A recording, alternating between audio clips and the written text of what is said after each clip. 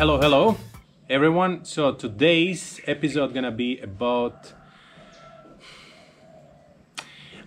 I just heard another story about a 50-meter dive, like a kind of personal record, and that made me think about records at all. First of all, you have to remember, and I've been talking about that already previously, that 50 meters is not a record at all, and it's kind of a little bit stupid to do it without experience. If you are experienced diver, if you know something about the decompression dives, do it, no problem. But before you do it, finish courses, read, and be prepared. Don't do it just because someone tells you, okay, let's go for a 50-meter dive. All possible records existing, registered by Guinness Record Book. For example, there is no classification for Rebreather dives, and that's why Guinness Record Book cannot register it. But there are some records. And remember, all these people who did these records, they've been training for it, they've been preparing for it, and it's not cheap. All this information I found on the internet, and I'm going to illustrate it with some photos from the particular events. Actually, on the other hand, I'm just going to fix one problem which always comes up when the people start diving. They're always asking, what was your deepest dive? What is the deepest dive ever done? How long the people can hold the breath? How deep they can go on a single breath? I did a research for it and it was really interesting actually. And the deepest dive, 332.35 meters. And the record goes to Ahmed Gaber, technical diver. And it was 2014 when actual duration of the dive was 13 hours 15 minutes. Ahmed went down in 14 minutes exactly from the surface down to 332 meters. The last 27 meters alone took him 7 hours to reach the surface. Can you imagine that?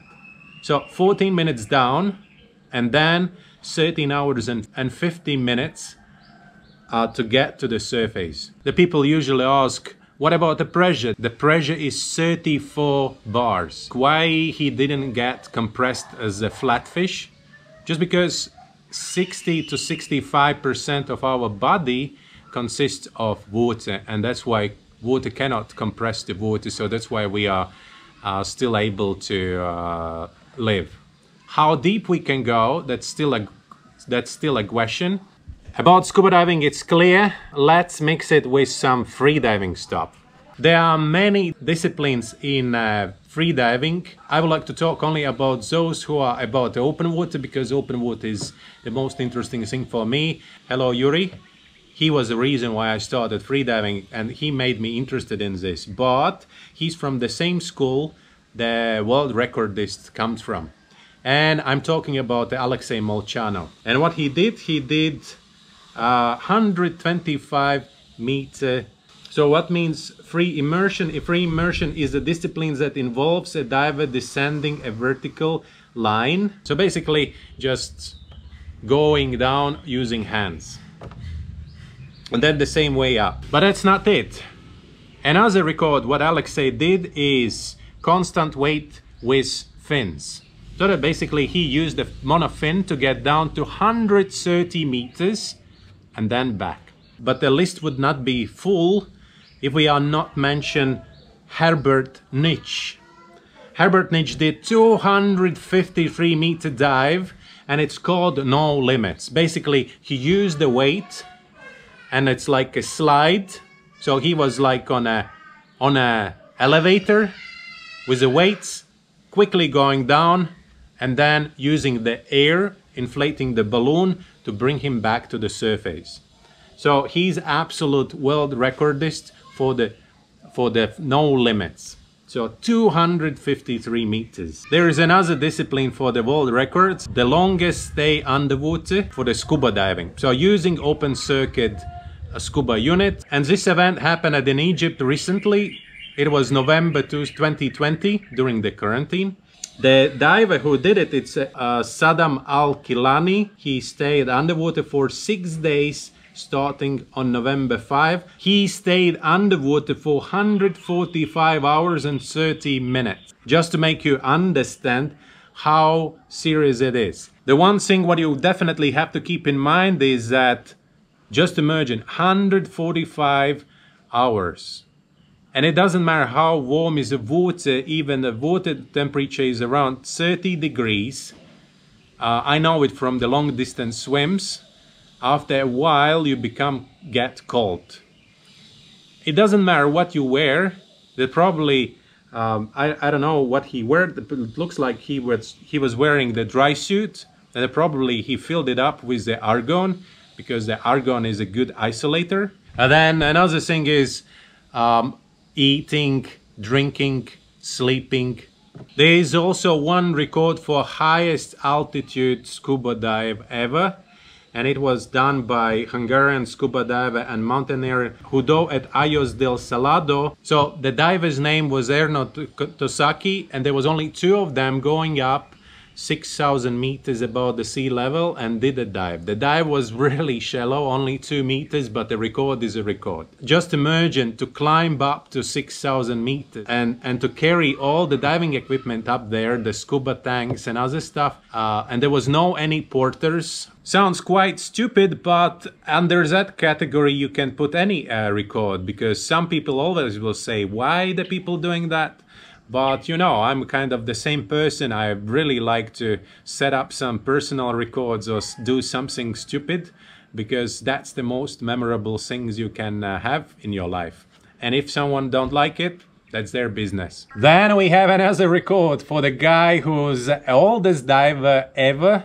He was 96 years old when he did a dive in Cyprus. It was 44-minute dive.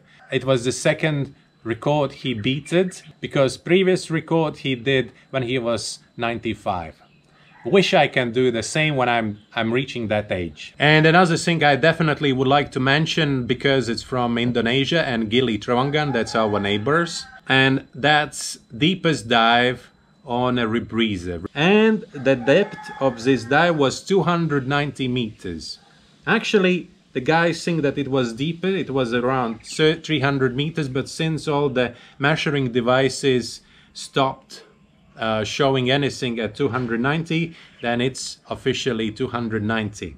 So who did it? Will Goodman. He was 37 years old, because that happened at 26th of March 2014. Comparing to open circuit dive, it was only 9 hours and 57 minutes, but that was also a little bit shallower than the open circuit dive. And just to make you understand how serious it is, then I would like to just read a couple of sentences from the press release. Will said, "It was the toughest and most challenging environment I ever been in. After 9 minutes free fall in absolute darkness, all dive computers and depth gauges stuck at 290 meters.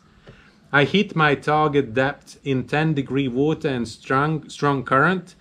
Because of the breathing mix, I had high narcosis from the nitrogen levels and whole body tremors from the helium, made worse by the rapid descent rate.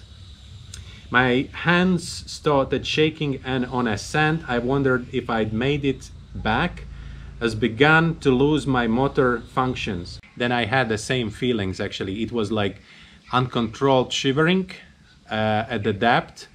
Helium is inert gas, plus it takes away the body heat from you. That was a couple of records from diving world. Please don't do all these stupid personal records just because there is no point. If you want to do any records, you have to prepare. Like for example, any of these guys, like for example open circuit world record, this guy was preparing 6 months before he did this record. Or for example, Rebreather record was also done with a long preparation. This guy did another record previously. It was 48 hours staying underwater, so he was definitely really prepared. Thank you very much for watching. Follow, subscribe, and see you tomorrow again. Bye.